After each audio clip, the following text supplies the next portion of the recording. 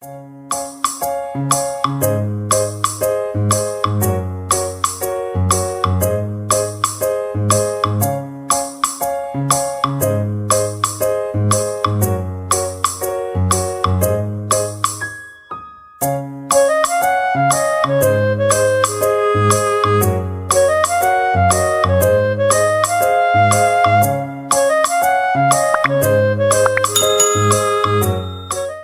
everyone, this is CA Rahul Kapoor and I welcome you all to my YouTube channel CA Rahul Kapoor Classes या फिर CRK Classes।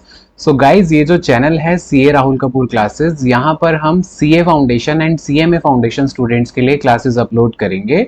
सो अगर आप भी CA या CMA foundation students हैं तो please इस चैनल को सब्सक्राइब कर लेना, बेल आइकन को प्रेस कर देना सो दैट आने वाली वीडियोस की नोटिफिकेशंस आपको जल्द से जल्द मिल सके।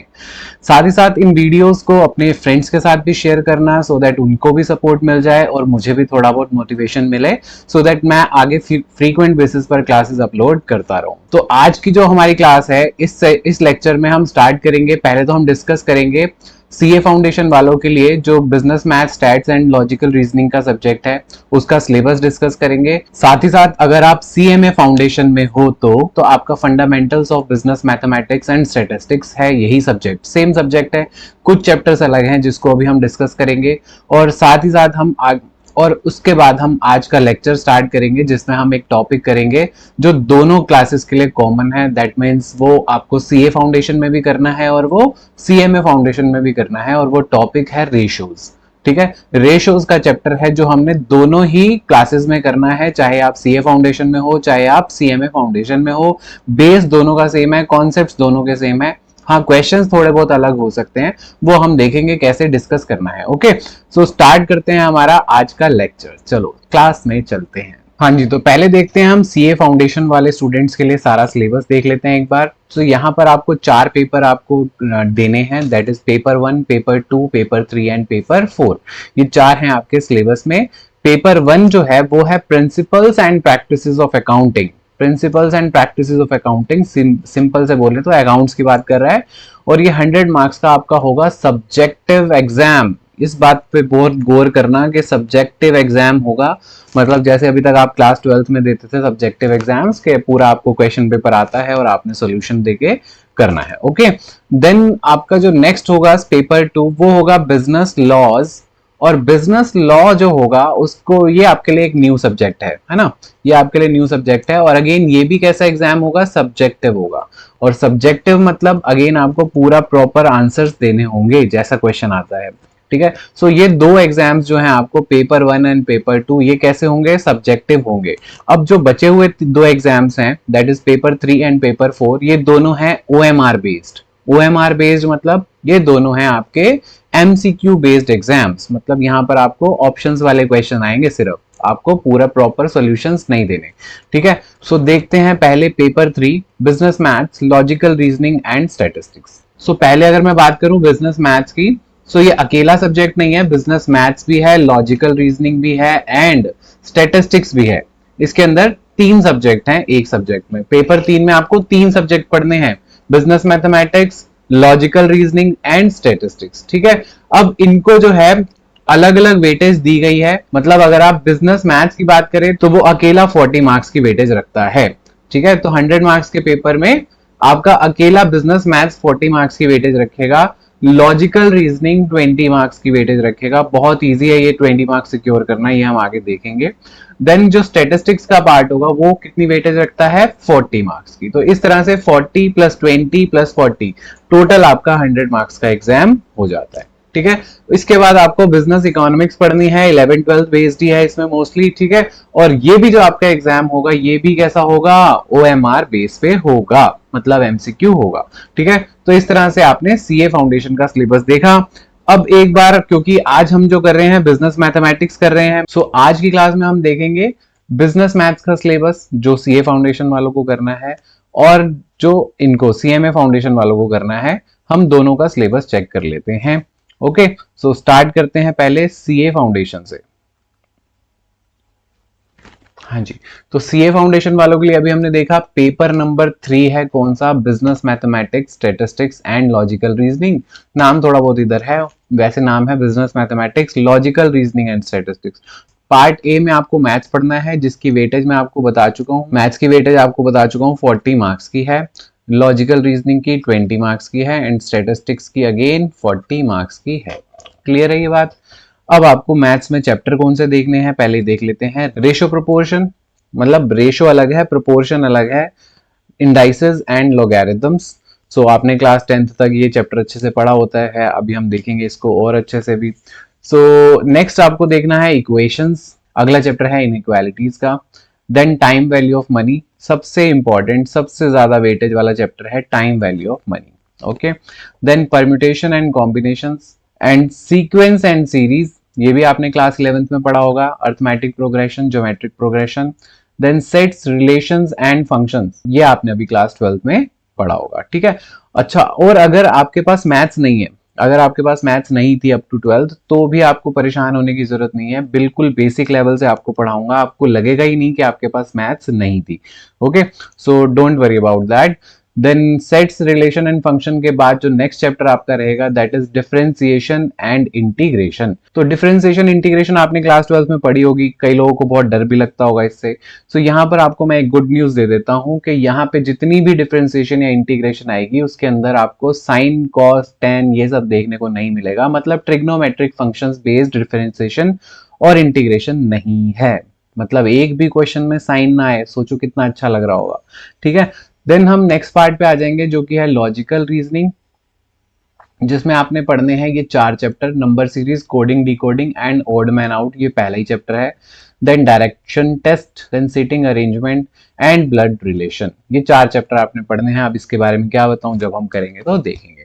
नेक्स्ट जो आपको स्टेटिस्टिक्स पढ़नी है 40 मार्क्स की, उसमें आपको अगेन ये 6 चैप्टर करने हैं। Statistical, description of data, measures of central tendency and dispersion, probability, theoretical distribution, correlation and regression and index number. काफी हद तक आपको कई चैप्टर ऐसे लग रहे होंगे जो आपने पहले करे हैं। बस यहाँ पर एक छोटी सी दिक्कत यह है कि आपको स्टेटिस्टिक्स में थ्योरी अच्छे से पढ़नी होगी, ठीक है, क्योंकि मोस्टली क्वेश्चन आपको स्टेटिस्टिक्स में थ्योरी बेस्ड मिलेंगे, क्योंकि इतनी बड़ी बड़ी कैलकुलेशन होती है, वो तो एमसीक्यू में से देने से रहे, मतलब आते हैं ऑब्वियसली, इतने ज्यादा नहीं आएंगे, तो थ्योरी बेस्ड क्वेश्चन आपको ज्यादा देखने को मिल सकते हैं। नेक्स्ट चलते हैं हम अपने सीएमए फाउंडेशन पे। अगेन जैसे सीए फाउंडेशन के लिए ये पेपर 3 है, सीएमए फाउंडेशन वालों के लिए भी ये पेपर 3 ही है।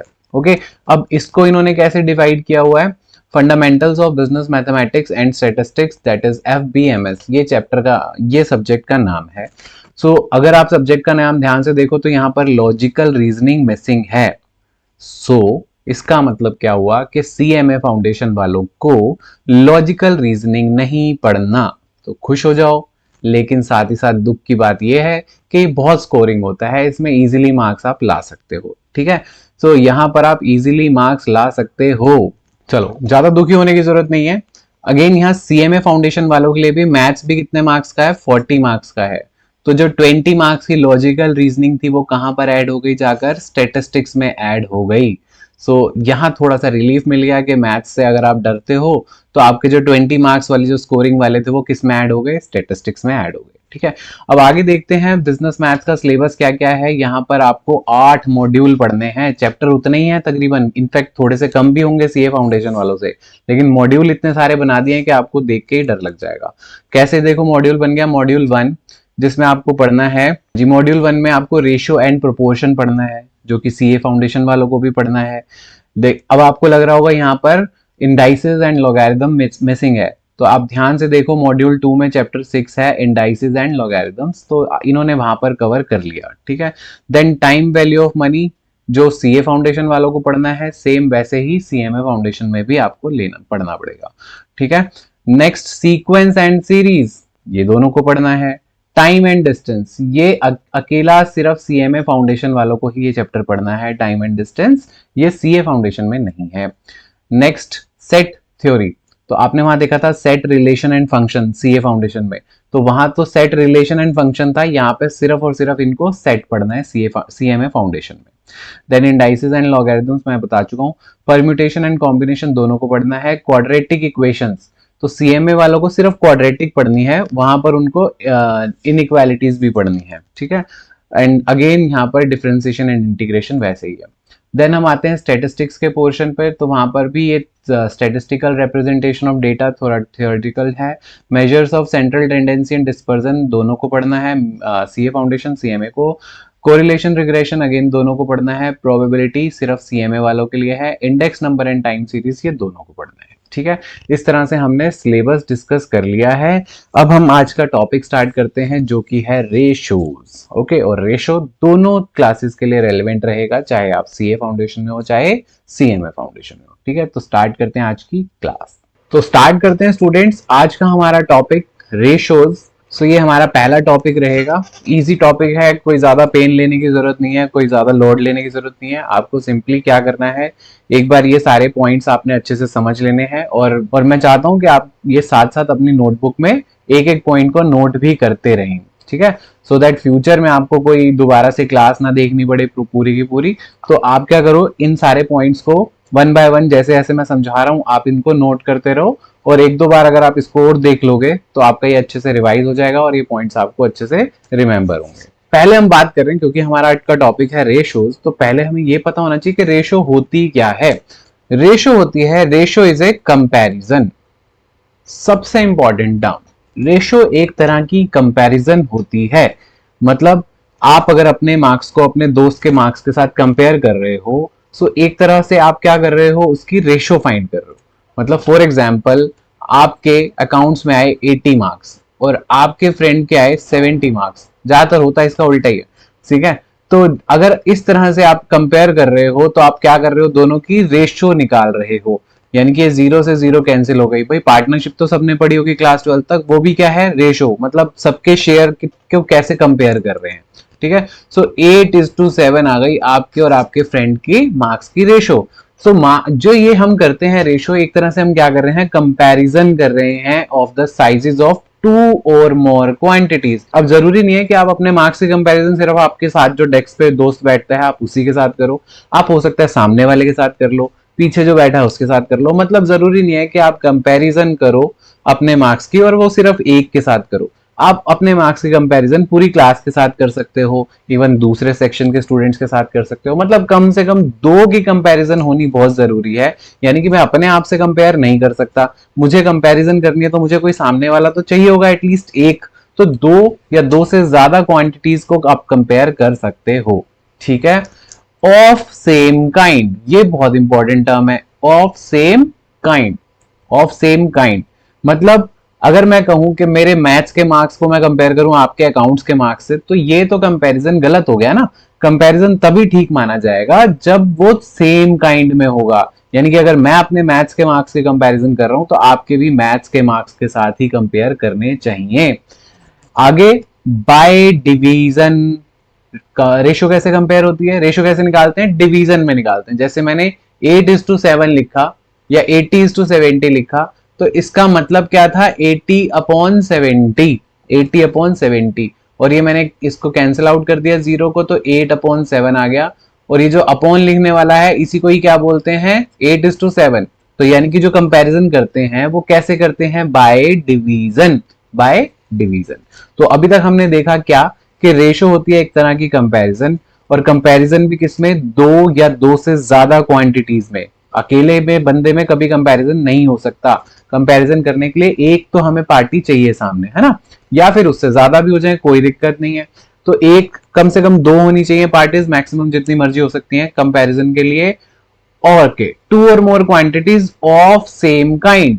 अब ये भी आपको याद रखना है कि जब आप रेशो करोगे, कंपेयर करोगे, तो वो सेम चीज को कंपेयर करो। अब मैं बोलूं एक रिक्शे की स्पीड को एक कार की स्पीड से कंपेयर कर दिया जाए तो ये कंपैरिजन वैलिड ही नहीं होगी।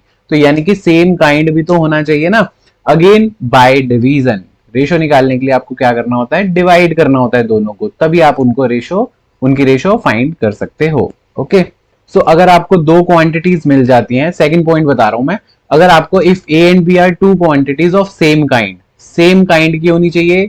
अब आगे आपको देखोगे सेम काइंड में भी सेम यूनिट्स होनी चाहिए, सेम काइंड में भी सेम यूनिट होनी चाहिए।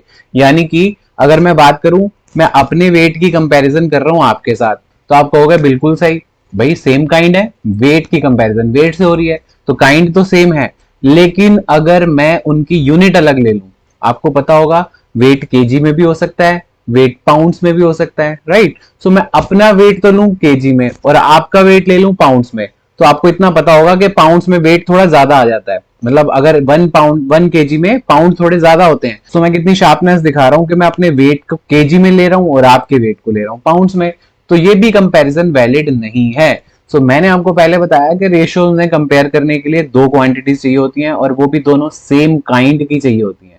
तो गुरु सिर्फ काइंड से सेम नहीं होगा, दोनों की यूनिट्स भी सेम होनी चाहिए। ये बात क्लियर है?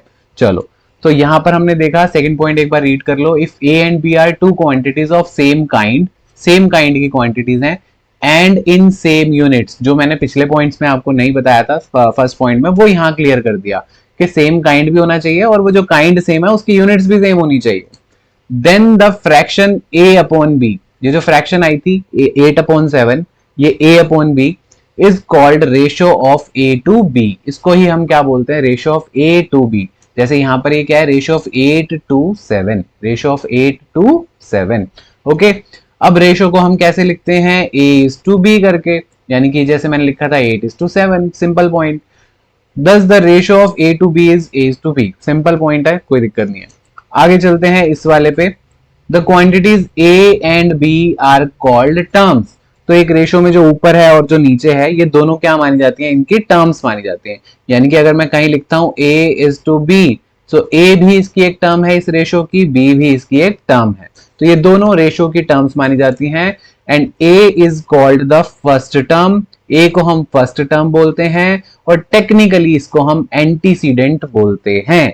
टेक्निकली हम इस ए को, जो फर्स्ट टर्म है, इसी को हम क्या बोलते हैं? एंटीसीडेंट। ओके, नेक्स्ट, अब जो बी होता है उसको हम सिंपली बोले तो सेकंड टर्म भी बोल सकते हैं और थोड़ा सा टेक्निकल होना चाहें तो कॉन्सिक्वेंट भी बोल सकते हैं, कॉन्सिक्वेंट भी बोल सकते हैं। तो आपको एमसीक्यूज में आता है, कोई रेशो दे देंगे और बोलेंगे इसका एंटीसीडेंट बताओ, इसका कॉन्सिक्वेंट बताओ, और 4 ऑप्शन होंगे। तो आपको पता होना चाहिए जो ऊपर न्यूमरेटर में होता है वो एंटीसीडेंट होगा, जो नीचे डिनोमिनेटर में होता है वो कॉन्सिक्वेंट होता है, या फिर फर्स्ट टर्म होते हैं ऊपर वाला और सेकंड टर्म होता है नीचे वाला। ठीक है, ये बात समझ आ गई आपको? सो ये आगे एक एग्जाम्पल के थ्रू बताया गया है। इन द रेशियो 2:3, अगर मैं 2:3 की बात करूं तो 2 and 3 are called terms of the ratio. 2 और 3 इस रेशियो की टर्म्स हैं। 2 is called first term, that is antecedent. 3 is called second term, that is consequent. क्या यहां तक कोई इशू है या नहीं? बिल्कुल ठीक है, चलें आगे। चलो, सो देखते हैं क्वेश्चन, जो भी हमने कॉन्सेप्ट किया उसके ऊपर बेस्ड है ये। The ratios of two quantities is 3:4। 3:4 भी बोल सकते हैं, 3:4 भी बोल सकते हैं, कोई दिक्कत नहीं है। If the antecedent is 15, antecedent क्या होता है? न्यूमरेटर, मतलब जो ऊपर है। द कॉन्सिक्वेंट इज, मतलब मुझे एंटीसीडेंट बता दिया, कॉन्सिक्वेंट पूछ रहा है। सो सिंपल है इस क्वेश्चन को करना। रेशियो को हम कैसे लिख लेंगे? फ्रैक्शन की फॉर्म में लिख लेंगे, 3/4 इज इक्वल्स टू एंटीसीडेंट बताया हुआ है उसने मेरे को, दैट इज 15, न्यूमरेटर में होता है एंटीसीडेंट ऊपर वाला, और कॉन्सिक्वेंट नहीं बताया हुआ। सो मैं क्या करता हूं? लेट कर लेता हूं, let consequent is equals to x. Consequent को मैंने एक्स लेट कर लिया। ठीक है, सो अगर आपने 8th तक भी मैथ्स पढ़ी है तो आपको पता होगा ये क्रॉस मल्टीप्लीकेशन होता है इसके साथ इसका, और क्रॉस मल्टीप्लीकेशन होता है इन दोनों का। सो 3 को अगर मैं x से मल्टीप्लाई करूंगा तो 3x हो जाएगा, इज इक्वल्स टू यहाँ पर हो जाएगा 15/4। अब पूरा मल्टीप्लीकेशन करने की जरूरत है नहीं है, आप सिंपली क्या करो, x is equals to 15/4 divided by 3 कर दो, एंड इस 3 से इसको कैंसिल आउट कर दो। 3 5 15 एंड 5/4 20, 5/4 20 आ गया। तो आप देख सकते हो जो डी पार्ट है वो आंसर में 20 है। ठीक है, क्लियर है? बहुत इजी चैप्टर है, कोई दिक्कत नहीं आएगी। हाँ जी, कुछ और कॉन्सेप्ट्स भी हैं रेशियोज में। अब इन कॉन्सेप्ट्स को देखते हैं एक एक करके, कुछ एग्जांपल्स भी लेंगे इनके ऊपर बेस्ड हम।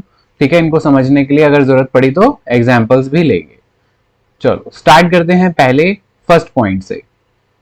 The both terms of a ratio can be multiplied और divided by same non zero number. क्या कहना चाह रहा है? ये कह रहा है, एक एग्जाम्पल के थ्रू समझते हैं। मतलब मैंने एक रेशो ली फॉर एग्जाम्पल 2/3।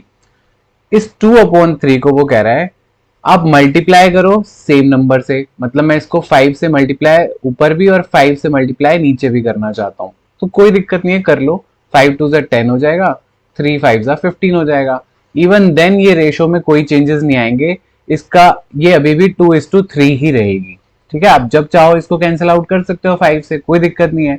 सो ये कह रहा है कि किसी रेशो को किसी नंबर से, सेम नंबर से मल्टीप्लाई भी कर सकते हो और डिवाइड भी कर सकते हो। मतलब अब अगर मैं इसका उल्टा ले लूं, 10/15 मैंने एक रेशो ले ली, अब मैं चाहता हूं इसको भी 5 से डिवाइड करना और इसको भी 5 से डिवाइड करना, तो कर सकते हैं, कोई इशू नहीं है इसमें। यही पॉइंट वो बोल रहा है। तो 10 को 5 से डिवाइड करेंगे तो 2 हो जाएगा, 15 को 5 से डिवाइड करेंगे तो अगेन 3 हो जाएगा। सो ये कह रहा है कि किसी भी नंबर से कर सकते हैं, पर ध्यान रखना जीरो से नहीं कर सकते। जीरो से करोगे तो ये नॉट डिफाइंड हो जाएगा। मैं करके दिखाता हूं। 2/3, अगर मैं इसको ऊपर भी जीरो से और नीचे भी जीरो से मल्टीप्लाई करूं तो ये हो जाएगा 0/0। तो ये तो इंफिनिटी होता है, नॉट डिफाइंड, नॉट डिफाइंड। तो आप ये नहीं कर सकते। अगेन अगर 10/15 लूं तो इसको और इसको जीरो से डिवाइड नहीं कर सकते, क्योंकि ये भी इंफिनिटी बन जाएगा और ये भी इंफिनिटी। जीरो से अगर आप किसी भी नंबर को डिवाइड करते हो तो वो इन्फिनाइट बन जाता है या नॉट डिफाइंड हो जाता है। क्लियर? सो यही बात बोल रहा है कि आप रेशो को किसी भी एक नंबर से मल्टीप्लाई करो। मतलब अगर आप न्यूमरेटर और डिनोमिनेटर को मल्टीप्लाई कर रहे हो तो सेम नंबर से करना। ऐसा नहीं है कि ऊपर तो मैं 2 को 5 से कर रहा हूं और नीचे 3 को 6 से कर रहा हूं, ऐसा नहीं कर सकते आप। सेम नंबर से करना है ना। और डिवाइड भी करोगे तो सेम नंबर से करना। बस एक नंबर है जीरो, जिससे आप ना मल्टीप्लाई ऊपर नीचे कर सकते हो ना डिवाइड कर सकते हो। ठीक है, सो एक बार उस पॉइंट को दोबारा से देख लेते हैं। देखो, both terms of A ratio, both term यानी कि एंटीसीडेंट भी और कॉन्सिक्वेंट भी, कैन बी मल्टीप्लाइड और divided by same number. Same number से मल्टीप्लाई और डिवाइड कर सकते हो, और वो भी कैसा होना चाहिए? Non zero. जीरो से करा तो फिर वो नॉट डिफाइंड हो जाएगा। ठीक है, आगे बहुत इंपॉर्टेंट बात बोल रहा है। Usually ratio is expressed in lowest term और सिंपलेस्ट टर्म। बहुत इंपॉर्टेंट बात है, बहुत इंपॉर्टेंट। रेशियो हमेशा आपने लिखनी है तो लोएस्ट टर्म में लिखनी है। इसका मतलब हुआ कि अगर आपके पास रेशियो आ रही है 16/12, तो ये इसकी ना सिंपलेस्ट टर्म फॉर्म नहीं है या सिंपलेस्ट टर्म नहीं है। ठीक है, इसको या लोवेस्ट टर्म कह लो। इसको आप जब तक आप इसको कैंसिल आउट कर सकते हो तब तक आपको कैंसिल आउट करना है। मतलब आप कहीं पे देखोगे तो अगर आपका आंसर 16/12 हो रहा होगा तो आप अपने आंसर में देख रहे होगे 16:12 कहाँ है, और आपको ये आंसर वहां पर नहीं मिलेगा। आपको कौन सा आंसर मिलेगा? इसकी लोएस्ट फॉर्म। लोएस्ट मतलब जितना कैंसिल हो करो। ये 4 के टेबल में दोनों आ रहे हैं। सो 4 4 द 16, 4 3 द 12। तो जो आपको आंसर मिलेगा वो मिलेगा 4:3, ना कि 16:12। तो रेशो को हमेशा सिंपलेस्ट फॉर्म में लिखो या लोएस्ट फॉर्म में लिखो। ठीक है, तो ये बात ध्यान रखना, बहुत इंपॉर्टेंट है। Next, second point, the order of the terms in A ratio is important. जो ऑर्डर होता है ना रेशो का, वो बहुत इंपॉर्टेंट होता है। मतलब आप अपनी नहीं चला सकते कि कभी लिखा है 2:3 तो आप करो, कोई बात नहीं, 2 और 3 दोनों इसकी टर्म्स है ना, तो मैं 3:2 लिख लेता हूं। भाई साहब, जमीन आसमान पूरे पलट दिया आपने। ठीक है, तो इस बात पे ध्यान रखना कि इसका ऑर्डर बहुत ध्यान से लिखना है। 2:3 है अगर रेशो तो 2:3 ही लिखा जाएगा। चलते हैं नेक्स्ट पॉइंट पे। Ratio exist only between quantities of same kind. ये बात मैं आपको बता चुका हूं। मतलब अगर मुझे कंपेयर करने हैं अपने मैथ्स के मार्क्स तो सामने वाले के भी मैथ्स के मार्क्स से कंपेयर करूंगा। अगर मैं अपना वेट कंपेयर कर रहा हूं तो सामने वाले का भी वेट कंपेयर करूंगा। मतलब सेम काइंड में जो है आप क्या कर सकते हो? रेशो निकाल सकते हो। और दूसरी बात जो बोली थी वो नेक्स्ट पॉइंट में आएगी आगे। Quantities to be compared by division, ये तो बता चुके हैं। Must be in same units, और उनकी क्वांटिटीज की यूनिट्स भी सेम होनी चाहिए। यानी कि अगर मैं अपना वजन केजी में ले रहा हूं, अपना वेट केजी में ले रहा हूं, तो आपका भी वेट मुझे केजी में लेना होगा। अगर मैं अपना वेट टन्स में ले रहा हूं तो आपका वेट भी मुझे टन्स में लेना होगा। ये बात समझ रहे हो? सो हमेशा जो आप कंपेयर करोगे सेम काइंड में करोगे और सेम यूनिट्स में भी करोगे। और कंपेयर कैसे करते हैं? डिवाइड करके, डिवीजन से। Okay, next, to compare two ratios convert them into equivalent like fractions. तो दो या दो से ज्यादा रेशियोज को कर रहे हो तो पहले उनकी फ्रैक्शन सेम बनानी होगी, बिना फ्रैक्शन सेम किए हम उसको नहीं कर सकते, ठीक है ना। चलो अब ये 6 पॉइंट है, बहुत इंपॉर्टेंट है, इसको बहुत ध्यान से समझना क्योंकि आपके क्वेश्चंस में अप्लाई किया जाएगा। Okay okay, if a quantity increases और डिक्रीजेस, यानी कि अगर आप कोई क्वांटिटी ले रहे हो, कोई वेट ले रहे हो, कुछ हाइट ले रहे हो, तो ये इंक्रीज भी होती है, ये डिक्रीज भी होती है, पार्टनर का शेयर बढ़ता भी है, कम भी होता है, ठीक है। और उसने बताया हुआ है कि किस रेशो में इंक्रीज या डिक्रीज हुआ है। सो अगर मैं बोल रहा हूं इंक्रीज हुआ है A:B की रेशो में, इंक्रीज हुआ है A:B की रेशो में, तो जो A रिप्रेजेंट करता है कि पहले कितना वेट था और B रिप्रेजेंट करता है बाद में कितना वेट हो गया, ठीक है। अगर इंक्रीज है तो B जो है वो इंक्रीज वाला पार्ट है, अगर डिक्रीज हुआ है तो B कौन सा है, डिक्रीज वाला पार्ट है।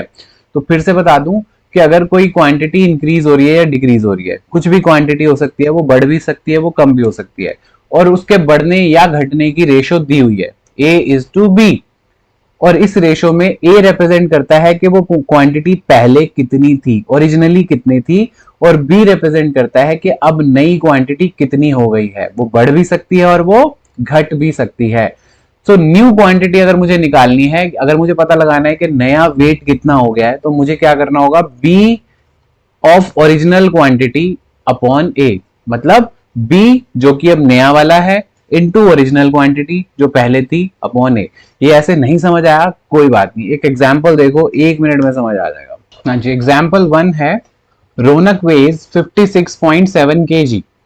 तो रौनक का आज का वेट बता दिया, तो आज का वेट मतलब ये दे दिया मुझे ओरिजिनल क्वांटिटी, ओरिजिनल क्वांटिटी कितनी दे दी, 56.7 kg, या ओरिजिनल वेट दे दिया। Okay, if he reduces his weight in the ratio of 7:6, यानी कि जिस रेशियो में उसने अपना वेट रिड्यूस किया है वो है 7:6, मतलब जो पार्ट 7 था अब वो पार्ट कितना हो चुका है, 6 हो चुका है। मुझे क्या बताना है, उसका न्यू वेट, मुझे क्या बताना है, न्यू वेट। सो अगर मुझे नया वाला निकालना है तो जो ओरिजिनल वाला था 56.7, इसको मल्टीप्लाई भी किससे करना होगा, नए वाले से। तो अब ये 7 तो पुराना था, अब कौन सा हो चुका है, 6, तो मल्टीप्लाई करेंगे 6 से और डिवाइड कर देंगे 7 जो पुराना था। तो इस तरह से मुझे मिल जाएगा रौनक का न्यू वेट। तो 7 से डिवाइड होता है, 7 वन 7, 7 8 56 एंड 7 वन 7, बीच में डेसिमल भी आ रहा है। सो 88.1 को 6 से मल्टीप्लाई कर लो, 6 8 48.6 kg, 48.6 kg। चलो 7th पॉइंट देखो, the fraction by which original quantity is multiplied to get new quantity is called factor multiplying ratio. ये भी पॉइंट हम अभी कर चुके हैं, मतलब 6th में ही ये वाला पॉइंट था, मतलब जिससे मैं मल्टीप्लाई करा रहा हूं ना ओरिजिनल क्वांटिटी को, ताकि मुझे पता चले कि नई क्वांटिटी कितनी हो गई है, उसको बोलते हैं फैक्टर मल्टीप्लाइंग क्वांटिटी। यानी कि जिस B से मैं मल्टीप्लाई कर रहा हूं वो क्या है, फैक्टर मल्टीप्लाइंग क्वांटिटी। और अगर इस क्वेश्चन की बात करूं तो इस क्वेश्चन में जो मैं 6 से मल्टीप्लाई कर रहा हूं ओरिजिनल वाले को, ये क्या है, factor multiplying quantity, factor multiplying quantity है, ये 6 की बात कर रहा है, सिर्फ 7 को कुछ नहीं कहना, सिर्फ 6 की बात कर रहा है, ठीक है। चले आगे, ठीक है। तो हमने सारे कॉन्सेप्ट देख लिए, एक बार मैं इनको फटाफट से रिवाइज करा देता हूं। Both terms of ratio can be multiplied और divided by same non zero number. तो रेशियोज की दोनों टर्म्स को, मतलब एंटीसीडेंट को भी और कॉन्सिक्वेंट को भी, आप सेम नंबर से मल्टीप्लाई कर लो, कोई दिक्कत नहीं है, सेम नंबर से डिवाइड कर लो, कोई दिक्कत नहीं है, पर वो नंबर जो है वो जीरो नहीं होना चाहिए, जीरो करोगे तो नॉट डिफाइंड हो जाएगा।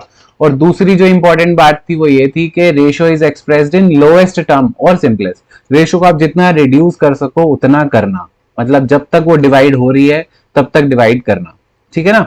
तो लोएस्ट टर्म में लिखना है। Next, order of the terms is in ratio is important, order बहुत इंपॉर्टेंट है, A:B को A:B ही लिखना, कभी B:A मत लिख देना।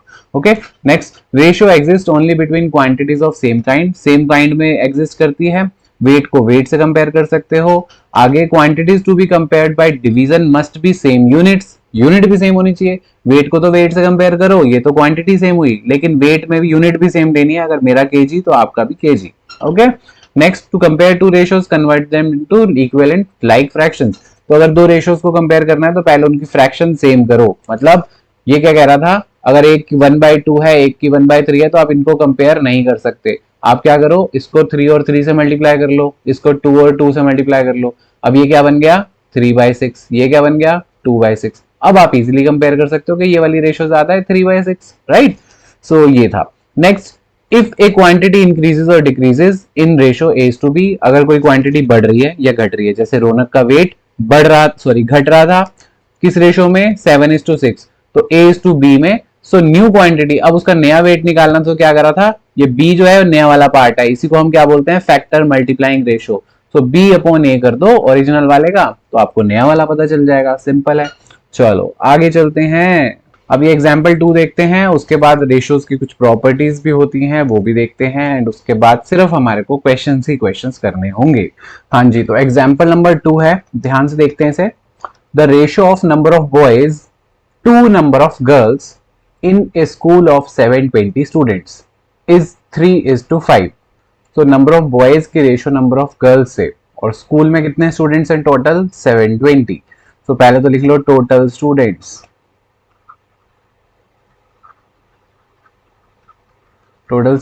हैं 720, और बॉयज की रेशियो गर्ल्स के साथ दे रखी है कितनी, 3:5। देखो ध्यान से देखना क्या बोला है यहाँ पे, number of boys to number of girls. तो पहले वाली जो रेशियो है 3:5 में 3 जो है वो बॉयज को रिप्रेजेंट कर रहा है और 5 गर्ल्स को रिप्रेजेंट कर रहा है। सो पार्टनरशिप में आपके पास क्या होता था, प्रॉफिट होता था और रेशियो होती थी, आप बांट लेते थे। अब यहाँ पर क्या है, टोटल स्टूडेंट्स हैं, बॉयज और गर्ल्स की रेशियो है, तो आप बता दो नंबर ऑफ बॉयज कितने होंगे। नंबर ऑफ बॉयज कैसे करते थे, 3 अपॉन टोटल जो है 8, 3 + 5 का 8 इंटू 720, 3 + 5 8 इंटू 3/8 इंटू 720, ये आएगा 90। तो 3 इंटू 90 ये आ गया 270। ये क्या आ गया, नंबर ऑफ बॉयज। ऐसे ही आप नंबर ऑफ गर्ल्स निकाल सकते हो, दो ऑप्शन है आपके पास, या तो 720 में से नंबर ऑफ बॉयज माइनस कर दो, या फिर गर्ल्स के लिए क्या था 5, तो 5/8 निकाल दो किसका, 720 का। दोनों ऑप्शन ठीक है।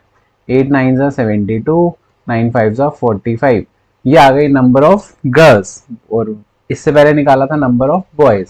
यहां तक कोई दिक्कत नहीं, चले आगे। अब कह रहा है if 18 new girls are admitted in the school.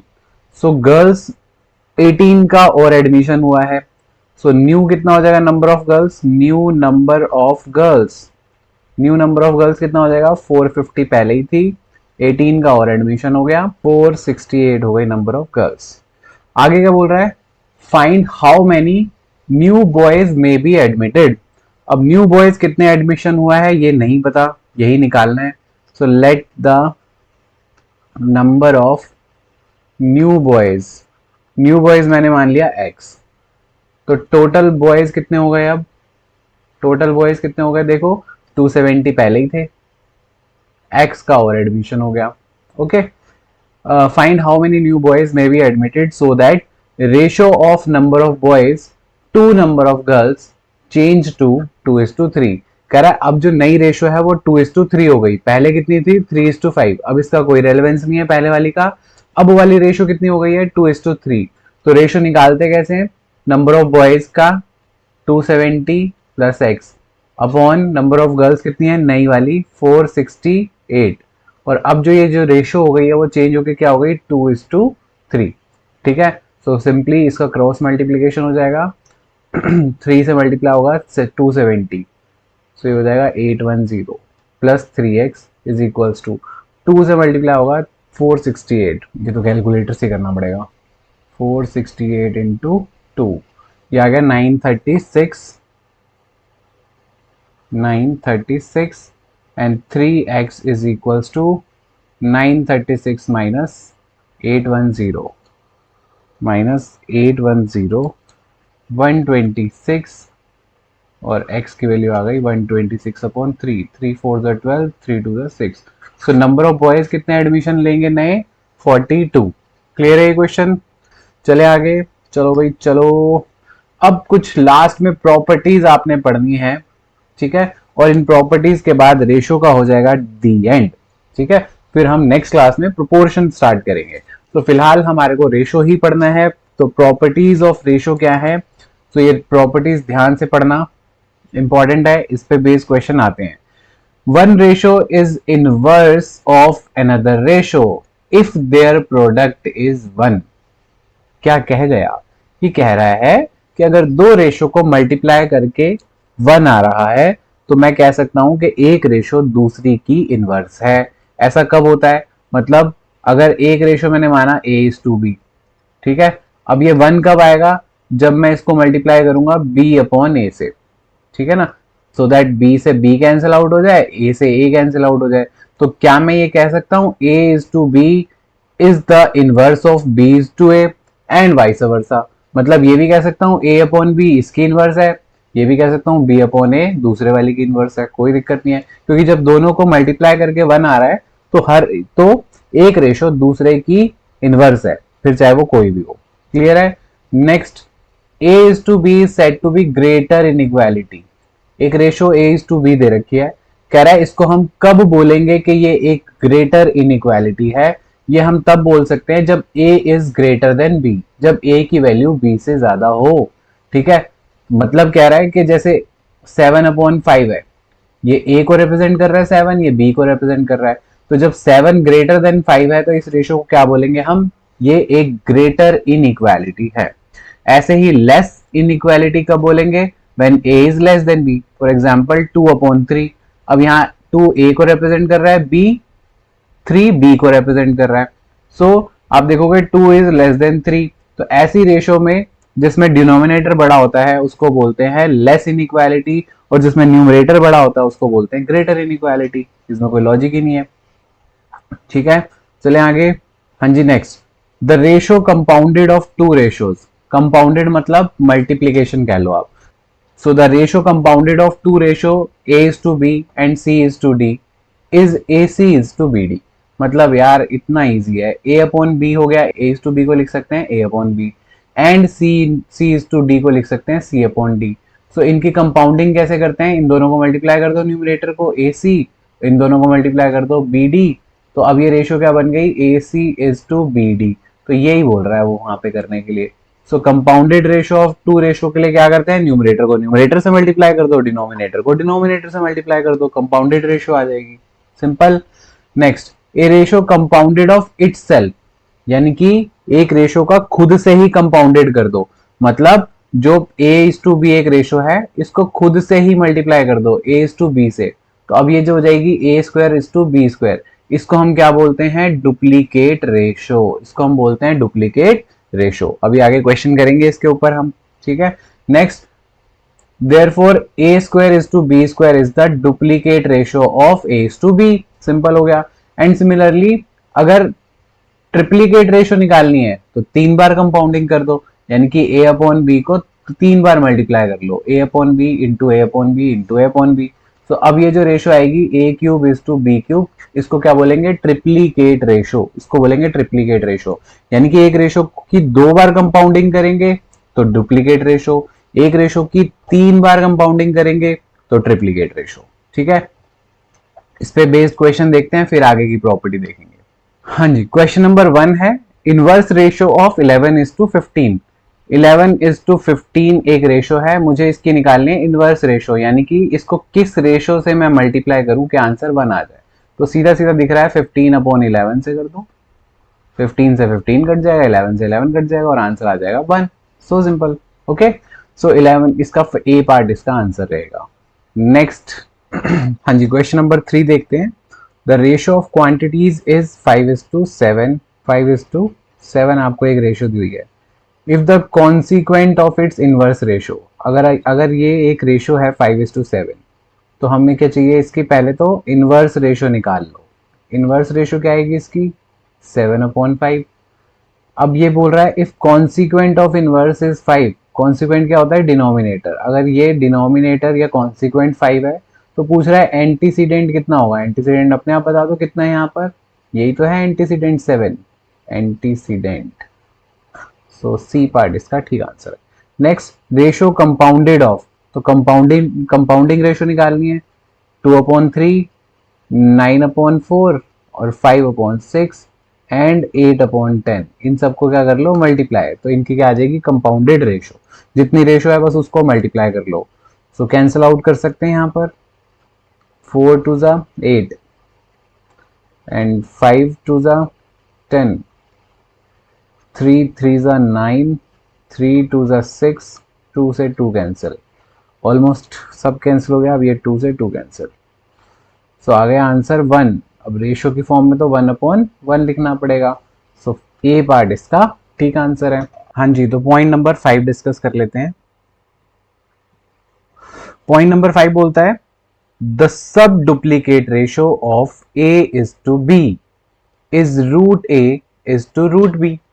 देखो, डुप्लीकेट रेशो निकालने के लिए स्क्वायर कर दो और सब डुप्लीकेट निकालने के लिए स्क्वायर रूट कर दो। सिंपल, और कुछ नहीं करना आपने। मतलब अगर मुझे फॉर एग्जाम्पल 16/25 इसकी क्या निकालनी है, सब डुप्लीकेट रेशो, तो क्या करना होगा, 16 का भी रूट कर दो और 25 का भी रूट कर दो। 16 का रूट 4, 25 का रूट 5, रेशो क्या आ जाएगी, 4:5। सिंपल, कोई दिक्कत नहीं। ऐसे ही क्या होगा, सब ट्रिप्लीकेट रेशो। सब ट्रिप्लीकेट में क्या करना होगा, क्यूब रूट करना होगा, क्यूब रूट करना होगा। ठीक है, जैसे ट्रिप्लीकेट निकालने के लिए क्या करते हो, क्यूब कर देते हो, मतलब 3 बार मल्टीप्लाई कर देते हो। तो सब ट्रिप्लीकेट के लिए क्या करना होगा, क्यूब रूट लेना होगा। ठीक है ना। तो अगर मेरे को एक नंबर दिया हुआ है फॉर एग्जाम्पल 27/64 और बोल रहा है इसकी क्या निकालो, सब ट्रिप्लीकेट रेशो निकालो, तो क्या कर देंगे, क्यूब रूट कर देंगे 27 का भी और क्यूब रूट कर देंगे 64 का भी। क्यूब रूट का मतलब पता है आपको, कि अंदर रूट में 3 में से एक बाहर आता है। तो 27 को लिख लिया 3 × 3 × 3 और 64 को क्या लिख सकते हो, 4 × 4 × 4। तो इन 3 के पेयर में से एक बाहर आ जाएगा 3, इन 4 के पेयर में से एक 4 बाहर आ जाएगा। ठीक है। सो ये क्या हो गया, 3:4 हो गया क्या, सब ट्रिप्लीकेट रेशो। मतलब डुप्लीकेट के लिए स्क्वायर कर दो, दोनों रेशो जो एंटीसीडेंट है और कॉन्सिक्वेंट है उनका स्क्वायर कर दो। ट्रिप्लीकेट के लिए दोनों का क्यूब कर दो। सिंपल। अब सब वाले निकालने के लिए, सब डुप्लीकेट निकालने के लिए स्क्वायर रूट कर दो, दोनों का, एंटीसीडेंट का भी और कॉन्सिक्वेंट का भी। और सब ट्रिप्लीकेट निकालने के लिए क्यूब रूट कर दो। सिंपल। अब कुछ क्वेश्चन कर लेते हैं इस पे बेस्ड और ये क्लियर हो जाएगा। Question number 5, the duplicate ratio, duplicate बोल रहा है किसकी, डी आर मतलब डुप्लीकेट रेशो ऑफ 3:4 क्या होगी, इसको स्क्वायर कर दो, 3/4 इंटू 3/4 दैट इज 9/16। रेशो की फॉर्म में लिखेंगे तो 9:16, which answer is correct, C part. ऐसे ही सब डुप्लीकेट, अब बोल रहा है सब डुप्लीकेट ऑफ 25, सब डुप्लीकेट रेशो ऑफ 25:36। तो सब डुप्लीकेट के लिए क्या करना होगा, स्क्वायर रूट करना होगा 25 का भी और 36 का भी। 25 किसका स्क्वायर रूट होता है, 5 का। 36 किसका होता है, 6 का। रेशो की फॉर्म में 5:6। कौन सा आंसर ठीक है, डी पार्ट। ठीक है। सो देखो, रूट और स्क्वायर रूट निकालना तो आता होगा, इसमें कोई दिक्कत नहीं होनी चाहिए। नेक्स्ट, अब 7th क्वेश्चन में बोल रहा है ट्रिप्लीकेट। ट्रिपली मतलब 3 टाइम्स। ट्रिपलिंग करते हो तो 3 लोग बैठे होते हैं ना, तो ऐसे याद रखो, ट्रिप्लीकेट रेशो के लिए 3 बार मल्टीप्लाई करना है। सो ट्रिप्लीकेट रेशो ऑफ 2/3 इज, क्या करेंगे, 2/3 इंटू 2/3 इंटू 2/3। तो 2 इंटू 2 4, 4 2 जा 8, 3 इंटू 3 9, 9 3 जा 27। सो रेशो क्या हो गई, 8:27। A part, A part is the right answer. Okay, आगे चलते हैं। अब ये क्वेश्चन है थोड़ा सा मजेदार। ठीक है, तो अब ये जो हमने डुप्लीकेट ट्रिप्लीकेट सीखा है, अब इसकी थोड़ी सी एप्लीकेशन करके देखते हैं। बोल रहा है P is to Q is the sub duplicate ratio of P minus x square is to Q minus x square। सो इसका P minus x square और Q minus x square का सब डुप्लीकेट है P is to Q। सो अगर मुझे ना पता हो ये है, सो सब duplicate of P minus x square is to Q minus x square, इसका सब डुप्लीकेट आएगा क्या, स्क्वायर रूट लेते हैं, under root P minus x square upon under root Q minus x square, यही आएगा। और ये किसके इक्वल दिया हुआ है मुझे, ये बोला हुआ है कि P अपॉन क्यू या P is to Q is the subduplicate of this. बस इसके बाद क्या कर देंगे, अब हमारे पास एक इक्वेशन आ चुकी है, अब इसको मुझे सिंप्लीफाई करना है। अब आपको याद होगा 10th तक आप क्या करते थे, जब भी स्क्वायर रूट होता था तो हटाने के लिए स्क्वायरिंग कर देते थे। सेम ऐसे यहाँ पर क्या कर देंगे, squaring both side. Both side square करोगे तो ये जो रूट है, रूट का स्क्वायर होता है तो क्या करते हैं, रूट हटा देते हैं। सो p माइनस एक्स स्क्वायर बचेगा यहाँ पर, और यहाँ पे बचेगा q माइनस एक्स स्क्वायर। और यहाँ पर स्क्वायरिंग करोगे तो p का स्क्वायर हो जाएगा और q का स्क्वायर हो जाएगा। अब हमें क्या करना होता है, क्रॉस मल्टीप्लीकेशन, इसको इससे मल्टीप्लाई, इसको इससे मल्टीप्लाई। सो p स्क्वायर को करेंगे इससे मल्टीप्लाई, किससे, q माइनस एक्स स्क्वायर से, और q स्क्वायर को करेंगे p माइनस एक्स स्क्वायर से मल्टीप्लाई। अब p स्क्वायर को करेंगे तो q से p स्क्वायर q हो जाएगा, p स्क्वायर को x स्क्वायर से करेंगे तो minus p square x square हो जाएगा। ऐसे ही q स्क्वायर को p से करेंगे तो q square p minus q square x square. ठीक है, यहाँ तक कोई दिक्कत नहीं है। ओके, अब ये p स्क्वायर q को यहीं रहने दो, और ये वाला जो q square minus p sorry q square p है इसको यहाँ ट्रांसफर कर दो। ऐसे ही ये वाला जो माइनस वाला p स्क्वायर एक्स स्क्वायर है ये यहाँ पर आके क्या हो जाएगा, प्लस का हो जाएगा। और यहाँ ऑलरेडी क्या है, q स्क्वायर एक्स स्क्वायर पहले से ही मौजूद है। अब देखो इन दोनों में से क्या कॉमन आ रहा है, p दोनों में है, q दोनों में है, सो कम से कम p और q तो कॉमन आ ही रहा है। अब p और q कॉमन ले लेंगे तो यहाँ p स्क्वायर में से p बच जाएगा, q तो एक ही था बाहर चला गया कॉमन में, माइनस ऐसे यहाँ q स्क्वायर p में से एक q बच जाएगा। ओके, इज इक्वल्स टू, अब यहां पर कॉमन लो, एक्स स्क्वायर और एक्स स्क्वायर दोनों में, तो एक्स स्क्वायर कॉमन आ गया, क्या बच गया सर यहाँ पे, P square minus Q square. अच्छा, अब ए स्क्वायर माइनस बी स्क्वायर का फॉर्मूला क्या होता है, ए प्लस बी और ए माइनस बी, याद होगा ये 6th 7th 8th क्लास में पढ़ा होगा। सो ऐसे ही यहाँ पर ये P square minus Q square को क्या लिख सकता हूँ, पी प्लस क्यू और p minus Q, p plus Q और p माइनस क्यू। अच्छा, मुझे वैल्यू किसकी निकालनी है, मुझे वैल्यू निकालनी है एक्स स्क्वायर की। एक्स स्क्वायर को मैं यहीं रहने देता हूँ, और LHS में क्या है मेरे पास, P Q into P minus Q, और इसके अपॉन में कर देता हूँ ये सारी चीजें, यानी कि p plus Q into P minus Q यहाँ पे कर दिया। अब ये p माइनस क्यू से p माइनस क्यू कैंसिल हो जाएगा और एक्स स्क्वायर की वैल्यू आ जाएगी P Q upon p plus Q. तो एक्स स्क्वायर की वैल्यू आ गई। अब उसने पूछा था देन एक्स स्क्वायर इज, कौन सा वाला करेक्ट आंसर है, सी पार्ट। ठीक है, तो सी पार्ट इसका करेक्ट आंसर है। चले आगे। हाँ जी, अब बोल रहा है सब ट्रिप्लीकेट, ये तो मैंने एग्जाम्पल ही ले लिया था। सब ट्रिप्लीकेट रेशो किसकी निकालनी है, ऑफ 8:27, 8:27। तो सब ट्रिप्लीकेट मतलब क्यूब रूट लेना होगा, तो 8 का भी क्यूब रूट लेंगे और 27 का भी क्यूब रूट लेंगे। 8 को आप क्या बोल सकते हो, 2 इंटू 2 इंटू 2, और 27 को क्या बोल सकते हो, 3 इंटू 3 इंटू 3 बोल सकते हैं। अब इन क्योंकि क्यूब रूट है तो इन तीन में से एक 3 बाहर चला जाएगा, और ऐसे ही इन 2 में से एक 2 बाहर चला जाएगा, तो रेशियो क्या आ गई, 2:3। Correct answer is C part. ठीक है, आगे चलो, आगे बढ़िया क्वेश्चन है। The ratio compounded of 4/9, 4:9 and duplicate ratio of 3:4 is।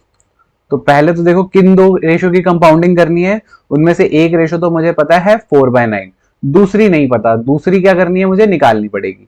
तो पहले मुझे क्या करना होगा, डुप्लीकेट रेशो निकालनी पड़ेगी 3:4 की।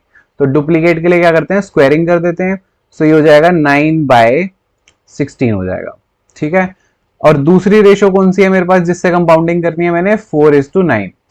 सो कंपाउंडिंग रेशो CR मतलब कंपाउंडिंग रेशो क्या आएगी, 4/9 इंटू 9/16।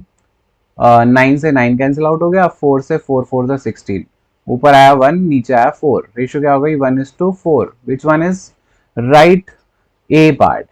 ठीक हो गया। नेक्स्ट क्वेश्चन में बोल रहा है the ratio compounded of duplicate ratio of 4/5।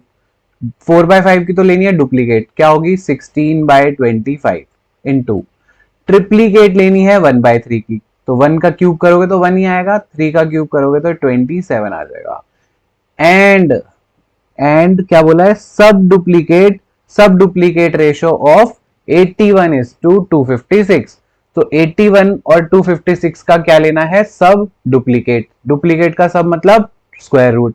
तो 81 का स्क्वायर रूट होता है 9, 9 9 से 81 होता है, और 256 का स्क्वायर रूट होता है 16, 16 इंटू 16 256 होता है।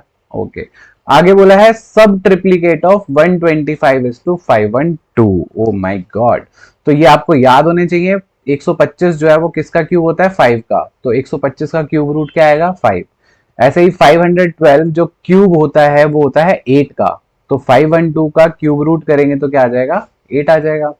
ठीक है ना, मैं कह रहा हूं अगर 8 का क्यूब करके 512 आ रहा है, तो इसका क्यूब रूट करेंगे 512 का तो क्या आ जाएगा, 8 ही तो आएगा। सिंपल सी बात है।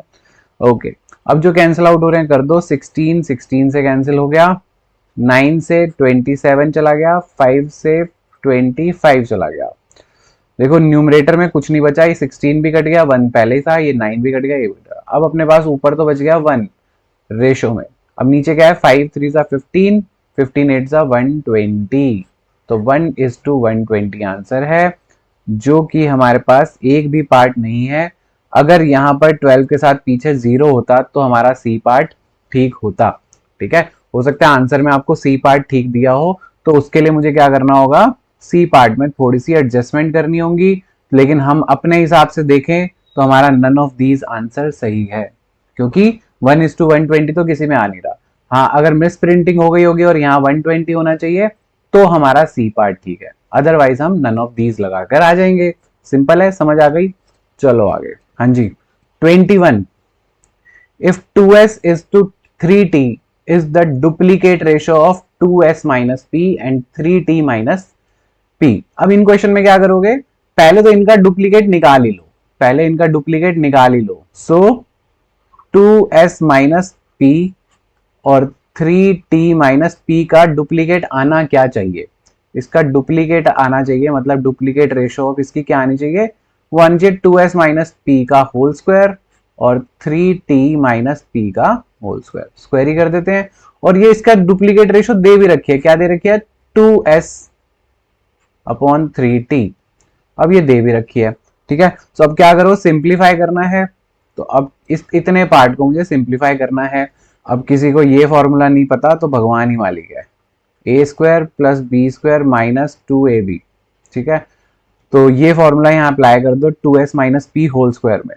तो 2s का स्क्वायर कितना हो जाएगा, 4s² plus p² minus 2ab, 2 into 2 4sp divided by इसका होल स्क्वायर खोलेंगे सेम फॉर्मूले से, 3 का तो हो जाएगा 9t² plus p² minus 2 3 6tp is equals to 2s/3t।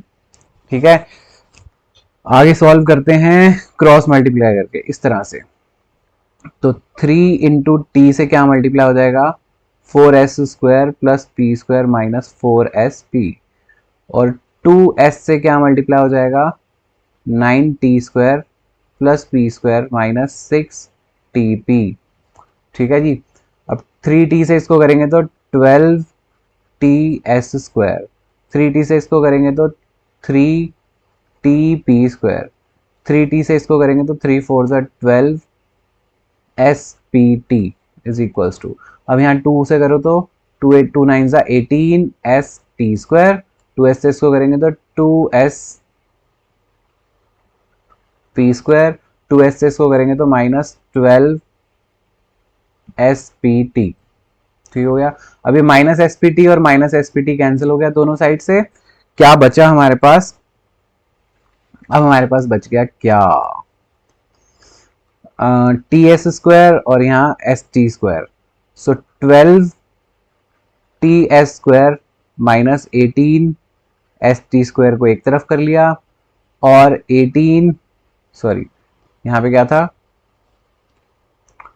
2sp² minus 3t p² को एक तरफ कर लिया, यहां तक कोई दिक्कत ना।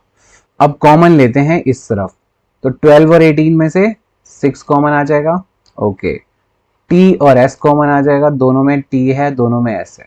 अब उसके बाद देखो 12 में से 6 कॉमन चला गया था, तो 2 तो अभी भी बचेगा 2s माइनस यहाँ पे 18 में से 6 कॉमन चला गया तो 3 बचेगा, और s t² में से t बचेगा।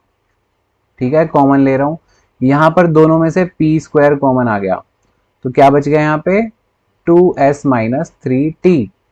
अब 2s माइनस 3t यहाँ भी है, 2s माइनस 3t यहाँ भी है। अब क्या बच गया हमारे पास net result, p² is equals to 6st, ts st भी लिख सकते हो। तो हमारा कौन सा वाला पार्ट ठीक है, ये वाला ए पार्ट करेक्ट आंसर रहेगा। क्या ये समझ आ गया? चले आगे, चलो। ओके, सिक्स्थ प्रॉपर्टी बहुत ज्यादा आपके एग्जाम पॉइंट ऑफ व्यू से इंपॉर्टेंट नहीं है, बट हाँ कभी पूछ लिया तो पूछ लिया। सो देखते हैं, if the ratio of two similar quantities can be expressed as a ratio of two integers, यानी कि अगर किसी रेशियो को हम बोले रेशियो ऑफ टू इंटीजर्स में लिख सकते हैं, यानी कि दो इंटीजर्स, ऊपर भी इंटीजर होना चाहिए नीचे भी इंटीजर। इंटीजर क्या होते हैं 1 2 3 -1 -5 इस तरह से। तो अगर किसी रेशियो को इंटीजर्स की फॉर्म में लिखा जा सकता है तो उस रेशियो को बोलेंगे commensurable, otherwise they are said to be incommensurable. यानी कि मैं बात करता हूं पहले कमेंसुरेबल की, इतना बड़ा लिखा ही नहीं जाएगा। कमेंसुरेबल जैसे 5:7, इसके अंदर देखो 5 भी एक इंटीजर है और 7 भी एक इंटीजर है, तो ऐसी रेशो जिसमें दोनों ही इंटीजर होंगे उसको क्या बोलोगे, कमेंसुरेबल। एक और रेशो लेते हैं, अब पूरा नाम नहीं लिखेंगे, इनकमेंसुरेबल। इसके लिए क्या है, जैसे √5:√3, ऐसी रेशो को क्या बोलोगे, इनकमेंसुरेबल, क्योंकि √5 और √3 क्या होते हैं, इर्रेशनल नंबर होते हैं। सो इर्रेशनल नंबर की रेशो को क्या बोलते हैं, इनकमेंसुरेबल। और जब इंटीजर्स होते हैं उनकी रेशो को क्या बोलते हैं, कमेंसुरेबल। ओके, सो बहुत ज्यादा इस पे ध्यान देने की जरूरत नहीं है, इतना सा पॉइंट याद रखना, इस पे कोई क्वेश्चन है भी नहीं। ये बहुत इंपॉर्टेंट है, कॉन्टिन्यूड रेशो। अच्छा, शुरू में मैंने आपको एग्जाम्पल दिया था, जब हम अपने साथ किसी एक बंदे के मार्क्स कंपेयर कर रहे हैं तो वो तो नॉर्मल रेशो हो जाती है। ठीक है, जब एक मतलब दो लोगों को कंपेयर कर रहे हैं तो वो नॉर्मल रेशो मानी जाती है। लेकिन दो से ज्यादा की जब कंपैरिजन आ जाती है, जैसे तीन दोस्त हैं ए बी और सी, ए के 55 मार्क्स हैं, बी के 22 मार्क्स हैं, सी के 33 मार्क्स हैं, तो दो से ज्यादा को कंपेयर कर रहे हैं तो सब 11 से कैंसिल हो रहे हैं, 11 5 जा 11 2 जा 11 3 जा। तो ये जो दो से ज्यादा की मतलब तीन या तीन से ज्यादा की जो रेशो आती है इसको बोलते हैं कॉन्टिन्यूड रेशो। तो ये तीन की भी हो सकती है, चार की भी हो सकती है, पांच की भी हो सकती है, जितने मर्जी की हो सकती है। लेकिन सिर्फ अगर दो ही लोगों की रेशो है A:B है तो इसको आप कॉन्टिन्यूड रेशो नहीं कह सकते। ठीक है, इस एग्जाम्पल में इसमें देखते हैं continued ratio in the relation और कंपेरिजन बिटवीन मैग्नीट्यूड्स ऑफ 3 और more quantities of same kind. Same kind तो हमेशा ही रहेगा, है ना। सो तीन या तीन से ज्यादा की क्वांटिटी को कंपेयर करना, वो क्वांटिटी कैसी होनी चाहिए, सेम टाइप की, उसको बोलते हैं continued ratio. For example, continued ratio of 3 similar quantities A B C को कैसे लिखा जाएगा, A:B:C। कम से कम तीन होने चाहिए कॉन्टिन्यूड रेशो के लिए। ठीक है, रेशो के लिए सिर्फ दो जरूरी है, कॉन्टिन्यूड रेशो के लिए तीन जरूरी है कम से कम। The continued ratio of ₹200, 400 and 600, इनकी तीनों की रेशो निकाल लो, 200:400:600। तो क्या ये सारे, पहले तो इनके जीरो कैंसिल आउट कर दो, जीरो इसका, जीरो इसका, जीरो इसका, अभी भी 2 4 6 आया, और ये 2 से कैंसिल आउट हो रहे हैं, 2 1 जा 2 2 जा 2 3 जा। तो फाइनल क्या आ गया इसका आंसर। सो आंसर हमेशा आपका सिंपलेस्ट फॉर्म में या लोवेस्ट फॉर्म में आना चाहिए। अगर जितनी भी रेशो कैंसिल आउट हो सकती है उतनी आपको करनी पड़ेगी, ये बात याद रखना। ठीक है, चलें आगे, चलो। ओके, अब एक एग्जाम्पल है, हमारी प्रॉपर्टीज सारी ओवर हो गई। अब यहाँ पर हमारे को थोड़े कॉम्प्रिहेंसिव टाइप से क्वेश्चन आएंगे। एग्जाम्पल 3 देखते हैं। Monthly incomes of 2 persons are in the ratio of 4:5। तो दो लोगों की जो इनकम है उसकी रेशियो दे दी आपको। ठीक है, और उसके बाद their expenditures are in the ratio of 7:9, और उनके एक्सपेंडिचर की भी रेशियो दे दी। And each saves 50 per month, और दोनों की सेविंग भी दे दी, दोनों लोग 50-50 रुपए सेव करते हैं। फाइंड देयर मंथली इनकम्स, उनकी मंथली इनकम्स निकालनी है। अब एक बात बताओ, इनकम में से अगर सेविंग माइनस कर दो, आप अगर 100 रुपए कमाते हो जिसमें से 30 रुपए आप सेव कर लेते हो, बाकी 70 एक्सपेंडिचर हो गया। ऐसा ही होता है। तो इसको हम क्या करेंगे, इनकम को तो लेट कर लेंगे 4x और एक की कर लेंगे 5x। एक की 4x, क्योंकि 4:5 की रेशो थी, तो 4x एंड 5x। दोनों कितना कितना बचाते हैं, ये भी 50 रुपए बचाता है और ये भी 50 रुपए बचाता है। तो अब जो रेशो आएगी इनकम में से सेविंग माइनस करके, वो किसकी आएगी, एक्सपेंडिचर की। तो 7/9 से इक्वेट कर दो इसको, इस तरह से इसका क्रॉस मल्टीप्लीकेशन कर लो। सो 9 से मल्टीप्लाई हो जाएगा 4x माइनस 50, और 7 से मल्टीप्लाई हो जाएगा 5x माइनस 50। तो 9 4 जा 36x माइनस 9 5 जा 45 इज इक्वल टू 7 5 जा 35x 750 35 350 हो जाएगा। ये 35 को यहाँ ले गए, 36x minus 35x is equal to 450, यहाँ प्लस में हो जाएगा माइनस 350, ये आ गया 100। 36 में से 35 गया, ये आ गया। क्या अभी हमें x की वैल्यू मिली है, क्या इनकम मिल गई ना। इनकम तो हमने क्या मानी थी, एक की 4x मानी थी, तो उसकी हो जाएगी 4 इंटू 100 यानी कि 400। दूसरे की हमने 5x मानी थी यानी कि 5 इंटू 100 दैट मीन्स 500। तो दोनों की मंथली इनकम आ गई। एनी इशू ना। चलें आगे, चलो next. Ratio of prices of to houses वर 16:23। ठीक है, दो घर हैं, उनके प्राइसेस का रेशियो दे रखा है आपको। 2 years later when the price of first has increased by 10%, एक का प्राइस 10% बढ़ गया, and that of the second by 477। देखो एक का प्राइस जो बढ़ा है वो आपको परसेंटेज में दे रखा है, एक का प्राइस आपको नॉर्मल अमाउंट दे रखा है in rupees. The ratio of the prices becomes 11:20। अब बता रहा है दोनों के प्राइस बढ़ने के बाद जो रेशियो आई है वो क्या आई है, 11:20 आई है। Find the original prices of the house, original price हमें बताना है। अच्छा, इससे पहले एक छोटी सी बात बताओ, अगर किसी चीज का प्राइस आज है 100 रुपए और वो बढ़ जाता है 5%, तो न्यू प्राइस हम कैसे निकाल सकते हैं। देखो एक तो तरीका ये है, 100 में ऐड कर दो 100 का कितने परसेंट, 5%, है ना। और दूसरा तरीका भी है हमारे पास। दूसरा तरीका क्या है कि देखो यहीं से ही बना लेते हैं दूसरा तरीका। 100 कॉमन ले लो, यहाँ कितना आ गया 1 और यहाँ कितना आ गया 5/100, और इसको क्या बोल सकते हैं, एलसीएम ले लेंगे तो 100 एलसीएम, ये आ जाएगा 105। एलसीएम लेना आता है ना। सो 105/100 को क्या बोल सकते हैं, 105% ऑफ 100। क्या ये बात समझ में आई। अब यहाँ पर इसको अप्लाई करते हैं। तो देखो पुराने घर का जो रेट है वो 16:23 की रेशो में है, तो मैं क्या मान लूंगा, एक को 16x मान लूंगा और एक को मान लेंगे 23x प्लस। देखो ये वाला घर जो है वो कितने परसेंट बढ़ गया, 10% बढ़ गया। तो इसका मतलब नया वाला प्राइस क्या होगा, 110%। 5% बढ़ने के बाद नया प्राइस क्या आया था, 105%। तो यहाँ पे क्या आएगा, 110%। तो यहाँ पे हम क्या कर देंगे, सीधा ये अप्लाई कर देंगे, 110% ऑफ 16x। और नीचे वाले के लिए तो सीधा बता रखा है 477 इंक्रीज हुआ, और नई रेशो कितनी है, 11/20। ठीक है, अब 110% कैसे निकालें, 110/100 इंटू 16x, जीरो तो ये कैंसिल हो गई, और 11 इंटू 16 कितना होता है, 11 6 जा 66, 11 1 जा 11 और 6 760 ऐसा होगा। तो इसको डिवाइड कर दो 10 से, तो आ जाएगा 17.6x। तो यहाँ पे कितना आ गया, 17.6x अपॉन, ये तो यही रहेगा 23x plus 477 is equals to 11/20। Cross multiplication कर लो, 11 को करोगे इससे 23x प्लस 477 से, और 20 को करोगे किससे, 17.6x से। सो 11 को 23 से करो 33, 22 और 3 25, 253x। 11 को 477 से करो, 11 7 जा 77, आपके पास तो कैलकुलेटर है वैसे कर लो, 11 7 जा 77 और 7 84, 8 आ गया, 11 फोर जा 44 और 8 52 इज इक्वल्स टू 20 इंटू 17.6 करना है, तो जीरो से डेसिमल तो हट ही जाएगा, अपने को सिर्फ 176 को 2 से करना है, तो 2 6 जा 12, 2 7 जा 14 और 1 15, 2 1 जा 2, 352x, तो ये आ गया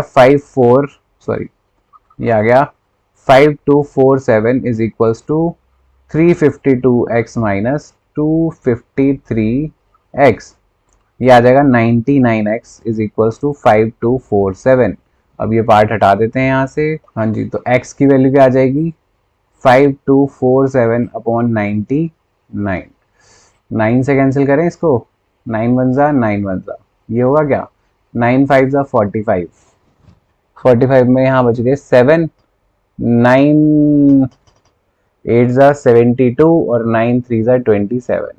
अब 11 से भी हो ही जाएगा, 11 वन जा 11, 11 5 जा 55, 11 3 जा 33, तो x की वैल्यू आ गई 33। ओरिजिनल प्राइसेस निकालने थे, तो जो हाउस 1 है उसका प्राइस क्या होगा 16x था ना, 16 इंटू 53। हाउस 2 है उसका प्राइस क्या होगा 23x, 23 इंटू 53, आपका आंसर आ जाएगा। ठीक है, लेंथी क्वेश्चन है, एग्जाम में आप इसको एक्सपेक्ट नहीं कर सकते, बट हाँ आना तो आपको चाहिए, बिकॉज आप रेशो सीख रहे हो। एग्जाम्पल 5 बहुत बढ़िया क्वेश्चन है, मजा आ जाएगा करके, एक चलो करते हैं। एग्जाम्पल 5 बढ़िया क्वेश्चन है, ठीक है, और इसमें जो फैक्टर मल्टीप्लाइंग रेशो था वो वाला अप्लाई करेंगे हम इसके अंदर, फैक्टर मल्टीप्लाइंग रेशो। ओके, सो वो जो रौनक वाला क्वेश्चन था उसका वेट इंक्रीज हो जाता है इस रेशो में, कुछ कुछ वैसा है। ओके, सो स्टार्ट करते हैं question. Find in what ratio the total wages of the workers of A factory be increased और डिक्रीज्ड। बोल रहा है कि किस रेशो में टोटल वेजेस या तो बढ़ेंगी या फिर कम हो जाएंगी।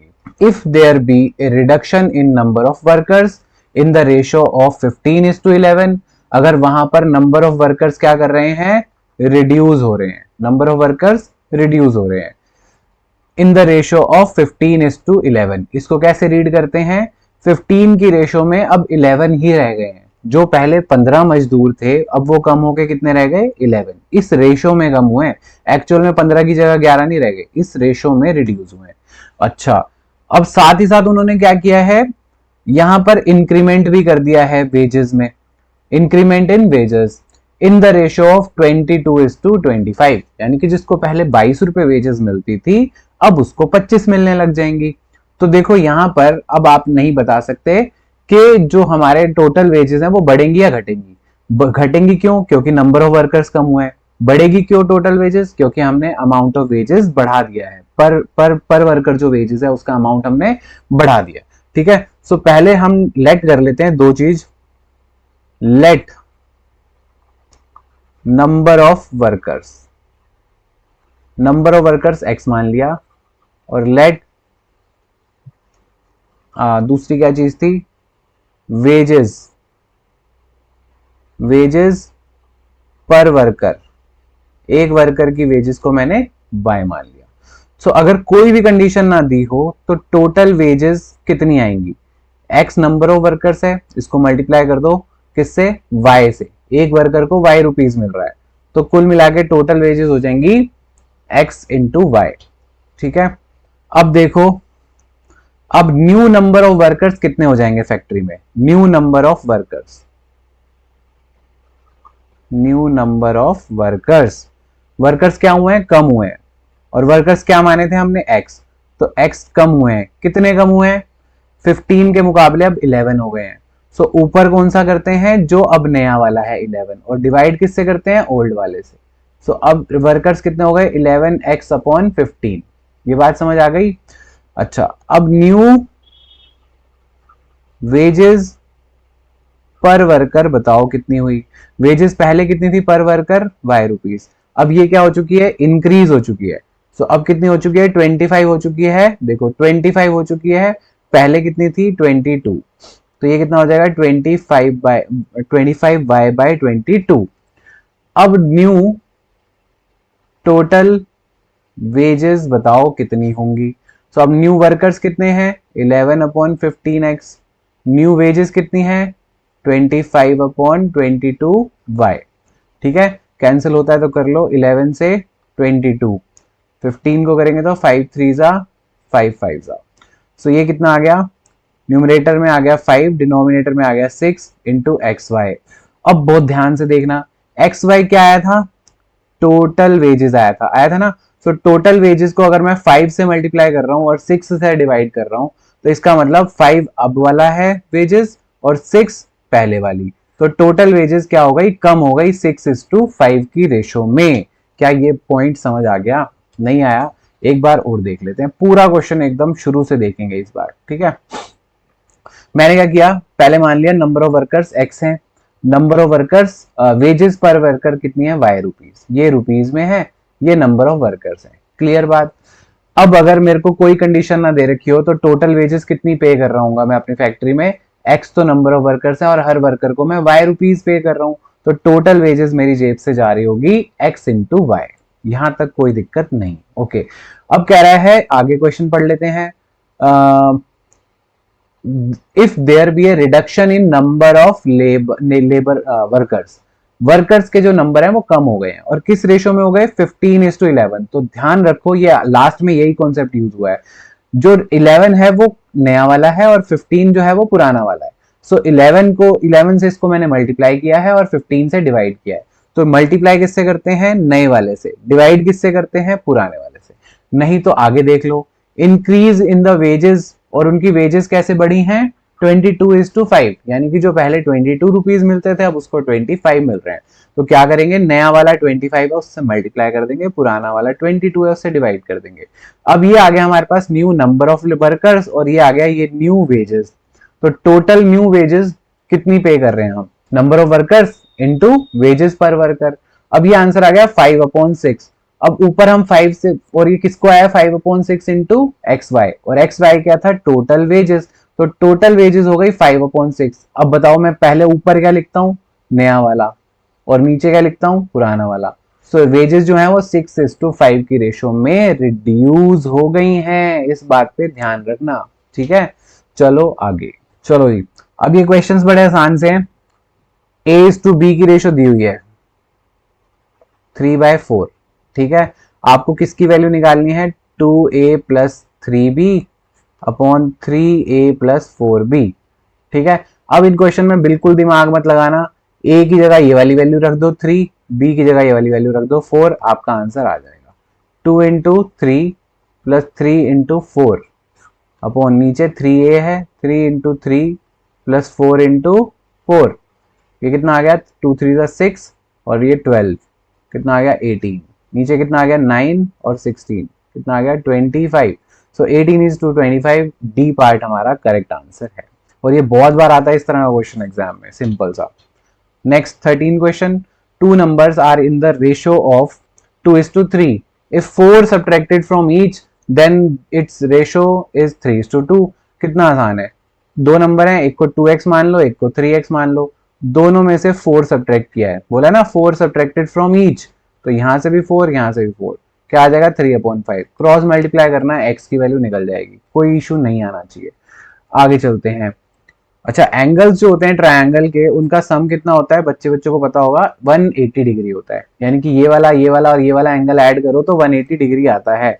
अब उसने क्या बोला है, angles of a triangle are in the ratio of 2:7:11। इसी रेशियो को क्या बोलते हैं, कॉन्टिन्यूड रेशियो बोलते हैं, याद रखना। सो हम इसको क्या मान लेते हैं, एक को 2x मान लेते हैं, एक को 7x मान लेते हैं, एक को 11x मान लेते हैं, और sum of angles of a triangle क्या होता है, 180 डिग्री। कितना हो गया, 2 और 7 9, 9 और 11 20x इज इक्वल्स टू 180। तो यहाँ से x की वैल्यू क्या आ जाएगी, 180/20, ये कितना आ जाएगा 009, x की वैल्यू 9 आ गई। तो जो 2x वाला एंगल था उसको 9 से मल्टीप्लाई कर दो, 18 हो जाएगा, और जो नेक्स्ट 7x था उसको 9 से कर दो, 63 हो जाएगा। नेक्स्ट जो 11x था उसको 9 से कर दो, 99 हो जाएगा। सो 11 पहला आंसर आ रहा है, 63 दूसरा एंगल आ रहा है, और 99 तीसरा, तो सी पार्ट हमारा करेक्ट है। कोई दिक्कत यहां तक ना, चले आगे। चलो 16th question, Anand earns 80 rupees in 7 hours. Anand 80 रुपए कमाता है 7 घंटे काम करके, और प्रमोद ₹90 कमाता है 12 घंटे काम करके। रेशियो ऑफ देयर अर्निंग्स, सो फटाफट से निकाल दो। एक 80 कमा रहा है, एक 90 कमा रहा है। आंसर आ गया 8:9। ये आ गया हमारा ए सी पार्ट ठीक। लेकिन हम गलत हैं, लेकिन हम गलत हैं। क्यों गलत हैं? क्योंकि हमने बराबरी का दर्जा नहीं दिया दोनों को। बराबरी का दर्जा क्यों नहीं दिया? क्योंकि ये तो ₹80 7 घंटे काम करके करा रहा है, निकाल रहा है, और ये ₹90 12 घंटे काम करके निकाल रहा है। तो पहले मुझे क्या करना होगा, दोनों को सेम लेवल पे लाना होगा। अब सेम लेवल पे कैसे ला सकते हैं? पहले चेक करो दोनों 1 घंटे में कितना कमा रहे हैं, तभी तो हम उसके रेशो निकाल पाएंगे। सो इसके लिए हमें क्या करेंगे, पहले आनंद का क्या करेंगे, 1 आवर अर्निंग निकालो। 1 आवर अर्निंग, तो ₹80 तो 7 घंटे के हैं, तो 7 से डिवाइड कर दो तो पर आवर की इसकी अर्निंग आ जाएगी। ऐसे ही प्रमोद की 1 आवर अर्निंग निकालो। कैसे निकालेंगे? ₹90 तो ये 12 घंटे में कमा रहा है, तो 12 से डिवाइड कर दो, 1 घंटे की अर्निंग आ गई। अब इनकी रेशो हम निकाल सकते हैं। 80/7 को डिवाइड कर दो 90/12 से, ठीक है ना। अब ऐसे में क्या करते हैं, 80/7 और नीचे वाला जो होता है ये, इसका रेसिप्रोकल हो जाता है 20/90, 12/90। ओके, तो 0 से 0 कैंसिल हो गई, 3 3 9, 3 4 12। और कुछ कट रहा है ना, तो ये आ गया 32, ये 8 है इंटू 4, और ये 7 इंटू 3 21। सो आंसर आ गया हमारा ए पार्ट। ठीक है, चले आगे। Last question 17। सो क्वेश्चन 17 है, the ratio of two number is 7:10 and their difference is 105।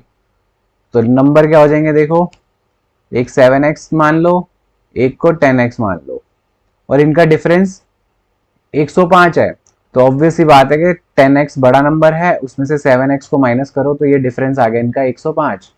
तो यहाँ से 3x इज इक्वल टू 105 आ जाएगा। x की वैल्यू आ जाएगी 105/3, जो कि आ रही है 35। x की वैल्यू आ गई, यहाँ पे पुट कर दोगे तो 7x मतलब 7 इंटू 35 एक नंबर आ जाएगा, और 10 इंटू एक्स कर दोगे तो 10 इंटू 35 दूसरा आ जाएगा। ये तो 350 आ गया, 350 वाला एक ही ऑप्शन है, तो सी पार्ट इसका ठीक आंसर होगा। ओके, चले आगे। नन ऑफ दीज भी हो सकता है, कोई बात नहीं। चलो मल्टीप्लाई कर लो, 7 5 35, 7 3 21 और 3 24, 245 आ गया ना सी पार्ट। मैं कह ही रहा था पहले। चले आगे। हाँ जी, क्वेश्चन नंबर 18 बहुत इंपॉर्टेंट क्वेश्चन है, बहुत ध्यान से करना। PQR आर 3 सिटीज, 3 सिटीज हैं। The ratio of average temperature of between P and Q। P और Q का जो टेम्परेचर है उसकी रेशियो दे रखी है 11:12, मतलब 11/12। ओके, आगे and between P and R। P और R के टेम्परेचर की रेशियो दी हुई है 9:8, मतलब 9/8। अब हमें क्या बोल रहा है, the ratio between the average temperature of Q and R।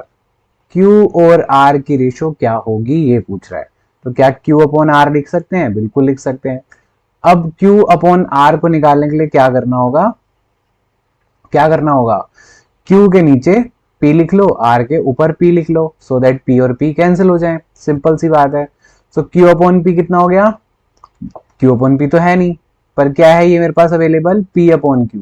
तो इनवर्स रेशियो क्या होती है, Q/P हो जाएगी। उसके लिए 11/12 को क्या कर देंगे, 12/11 कर देंगे। सो Q/P अब मेरे पास ये अवेलेबल हो गया कितना, 12/11।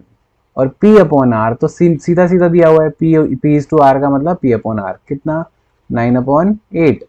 तो कैंसिल कर दो, 4 2 4 3 3 9 27, 11 2 22।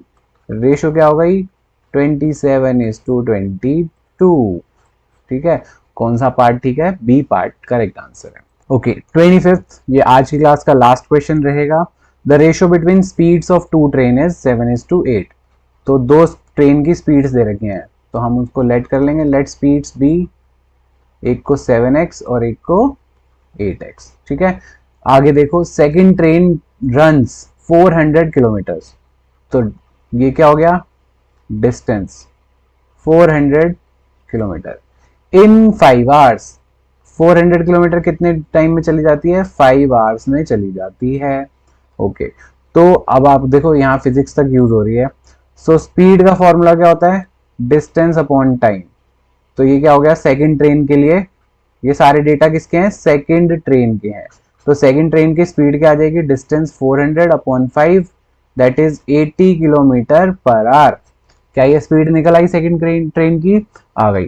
और सेकंड ट्रेन की स्पीड तो हमें यहां पर भी पता थी 8x, तो इसका मतलब जो 8x है वही 80 है, मतलब गंगाधर ही शक्तिमान है। इसका मतलब क्या हो गया, x की वैल्यू हो गई 80 अपॉन 8 दैट इज 10। अब हमें क्या निकालना था, speed of first train. First train की स्पीड क्या मानी थी हमने, 7x, और 7 इंटू एक्स की वैल्यू तो 10 निकल गई, कितनी आ जाएगी 70 किलोमीटर पर आवर। और ये सी पार्ट इसका ठीक आंसर है। ठीक है, इस तरह से हमने रेशो कर लिया। ये जितना भी था आपका स्टडी मैट के क्वेश्चंस थे, जो मुझे लगता है कि थोड़े से हायर लेवल के थे, मैंने वही सिलेक्ट किए हैं। जो आप एकदम से कर लोगे उनको मैंने रहने दिया। ठीक है, मतलब छोटे छोटे भी काफी क्वेश्चन मैंने ले लिए थे, कॉन्सेप्ट जो भी कॉन्सेप्ट कराया उस पर बेस्ड क्वेश्चन जो बनते थे वो मैंने ले लिए। ठीक है, अब आपको जो अपना स्टडी मटेरियल होगा उसके जो क्वेश्चंस रिमेनिंग है वो आप कर लेना। अच्छा, और साथ ही साथ अभी रेशो कराने के बाद मैं आपको नेक्स्ट क्लास में करवाऊंगा प्रोपोर्शन, इस तरह से इंडाइसेस, एंड ऐसे ही आपको लॉगरिथम्स कराऊंगा।